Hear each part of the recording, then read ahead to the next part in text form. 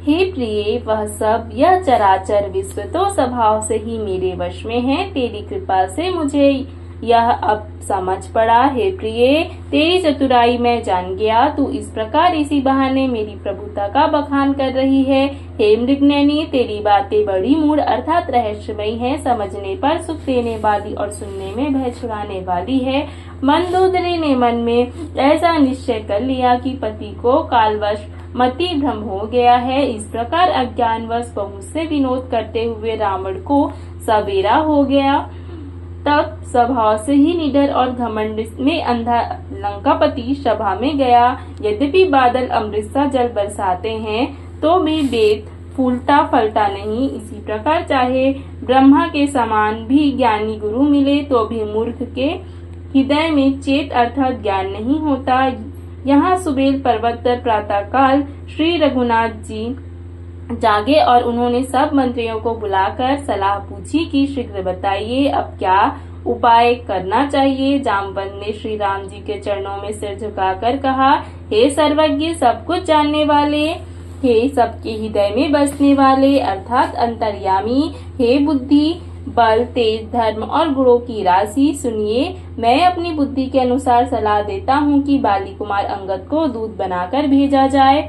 यह अच्छी सलाह सबके मन में जच गई। कृपा के निधान श्री राम जी ने अंगद से कहा, हे बल बुद्धि और गुणों के धाम बाली पुत्र, हे तात, तुम मेरे काम के लिए लंका जाओ। तुमको बहुत समझाकर क्या कहूँ, मैं जानता हूँ तुम परम चतुर हो। शत्रु से वही बातचीत करना जिससे हमारा काम हो और उसका कल्याण हो।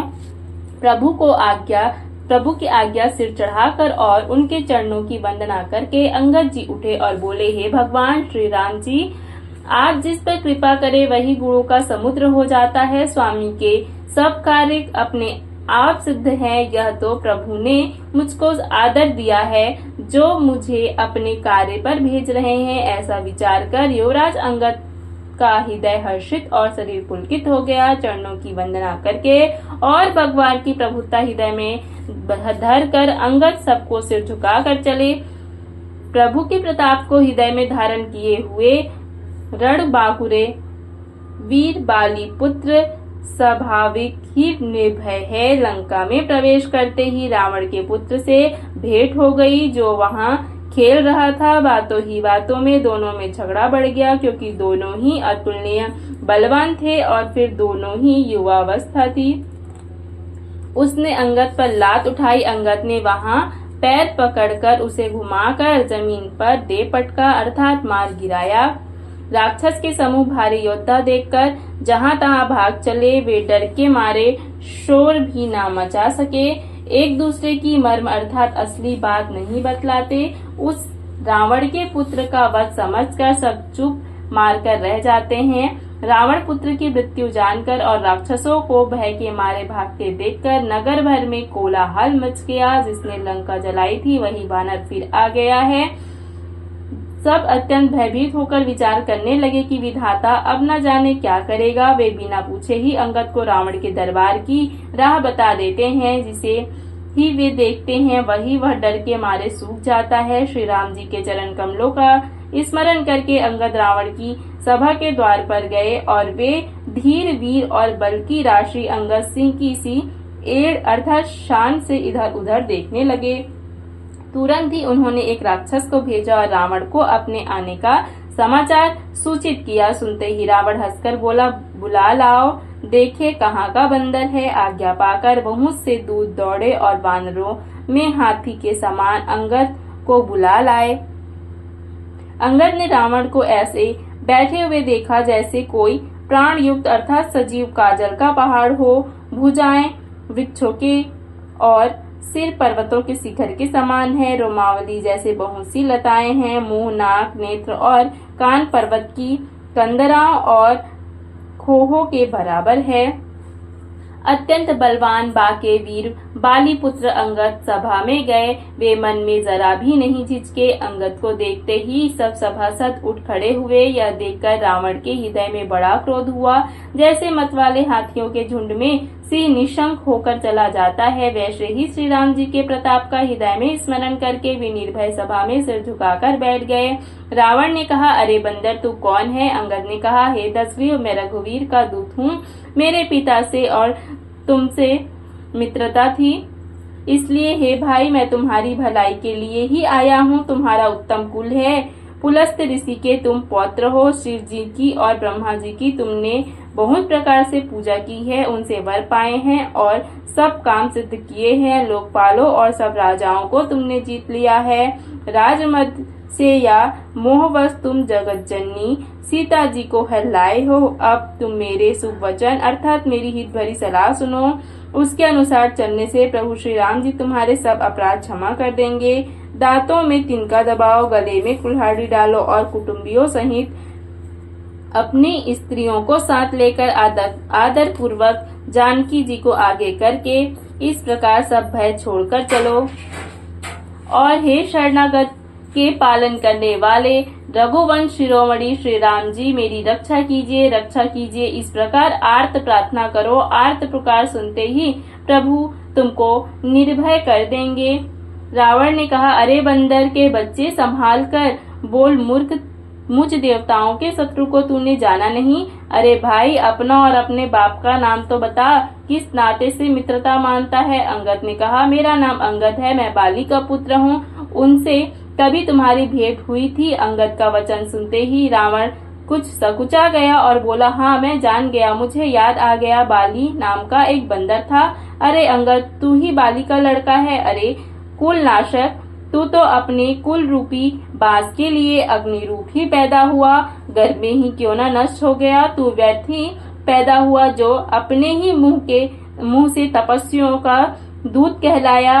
अब बाली की कुशल तो बता, वह आजकल कहाँ है? तब अंगद ने हंसकर कहा, 10 कुछ दिन बीते पर स्वयं ही बाली के पास जाकर अपने मित्र को हृदय से लगाकर उसी से कुशल पूछ लेना। श्री राम जी से विरोध करने पर जैसी कुशल होती है, वह सब तुमको वे सुनाएंगे। हे मूर्ख, सुन, भेद उसी के मन में पड़ सकता है जिसके हृदय में श्री रघुवीर न हो। सच है, मैं तो कुल का नाश करने वाला हूँ। और हे रावण, तुम कुल के रक्षक हो। अंधे बहरे भी ऐसी बात नहीं कहते। तुम्हारी तो 20 आंखें और 20 कान हैं। शिव, ब्रह्मा, देवता और मुनियों के समुदाय जिनके चरणों की सेवा करना चाहते हैं, उनका दूत होकर मैंने कुल को डुबो दिया। अरे, ऐसी बुद्धि होने पर भी तुम्हारा हृदय फट नहीं जाता? वानर अर्थात अंगद की कठोर वाणी सुनकर रावण आंखें तरेर कर तिरछी करके बोला, अरे दुष्ट, मैं तेरे सब कठोर वचन इसलिए सह रहा हूँ कि मैं नीति और धर्म को जानता हूँ, उन्हीं की रक्षा कर रहा हूँ।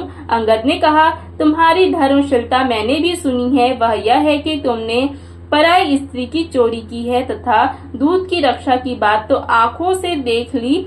ऐसे धर्म के व्रत को धारण पालन करने वाले तुम डूबकर मर नहीं जाते। नाक कान से रहित बहन को देखकर तुमने धर्म विचार कर ही तो क्षमा कर दिया था। तुम्हारी धर्मशीलता जग जाहिर है। मैं भी बड़ा भाग्यवान हूँ जो मैंने तुम्हारा दर्शन पाया।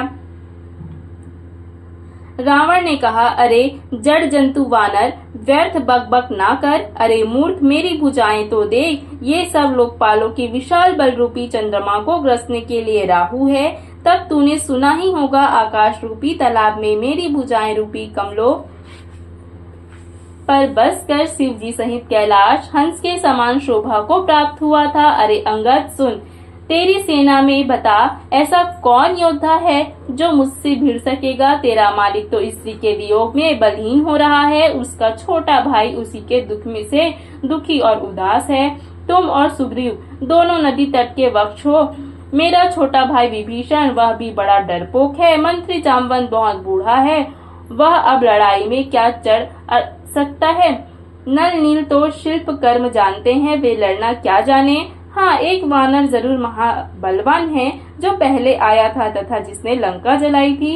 यह वचन सुनते ही बालीपुत्र अंगद ने कहा, हे राक्षस राज, सच्ची बात कहो, क्या उस वानर ने सचमुच तुम्हारा नगर जला दिया? रावण जैसा योद्धा का नगर एक छोटे से वानर ने जला दिया। ऐसे वचन सुनकर उन्हें सत्य कौन कहेगा?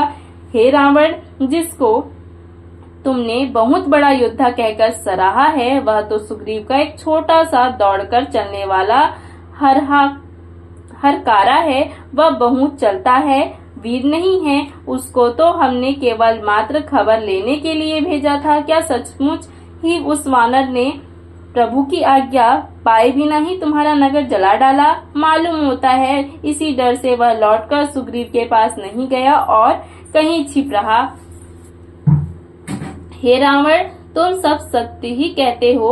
मुझे सुनकर कुछ भी क्रोध नहीं है। सचमुच हमारी सेना में कोई भी ऐसा नहीं है जो तुमसे लड़ने में शोभा पाए। प्रीति और वैर बराबरी वालों से ही करनी चाहिए। नीति ऐसा ही है।